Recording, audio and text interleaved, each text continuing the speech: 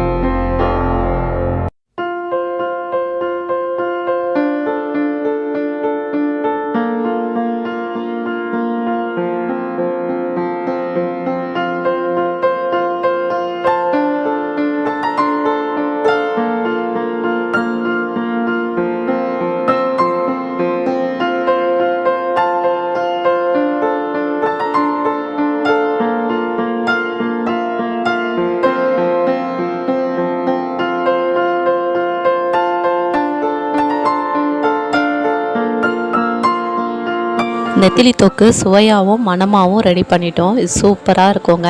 நீங்களும் உங்கள் வீட்டில் இதே மெத்தடில் ட்ரை பண்ணி பாருங்கள். நெத்திலி தொக்கை இறக்கிறதுக்கு முன்னாடி மிளகு சீரகம் சேர்க்கறதுனால இது கமகமன் வாசனையாக இருக்குங்க. எல்லாருக்குமே பிடிக்கும். சூடான சாதத்தை கூட சேர்த்து சாப்பிடும் போது அவ்வளோ ருசியாக இருக்குங்க. ட்ரை பண்ணி பாருங்கள். ஏன்னா ஃப்ரெண்ட்ஸ், நெத்திலி தொக்கு எப்படி செய்யுதுன்னு பார்த்தீங்களா? இந்த வீடியோ உங்களுக்கு பிடிச்சிருக்கோன்னு நினைக்கிறேன். உங்களுக்கு இந்த வீடியோ பிடிச்சிருந்தா ஒரு லைக் கொடுங்க. உங்கள் ஃப்ரெண்ட்ஸ் அண்ட் ஃபேமிலியோடு ஷேர் பண்ணிக்கோங்க. நீங்களும் உங்கள் வீட்டில் இது போல் ட்ரை பண்ணி பாருங்கள். நீங்கள் உங்கள் வீட்டில் நெத்திலி தொக்கு எப்படி செஞ்சீங்கன்னு என் கூட எக்ஸ்பீரியன்ஸை ஷேர் பண்ணிக்கோங்க. சப்ஸ்கிரைப் பண்ணுங்கள் மறக்காமல். தேங்க்ஸ் ஃபார் வாட்சிங்.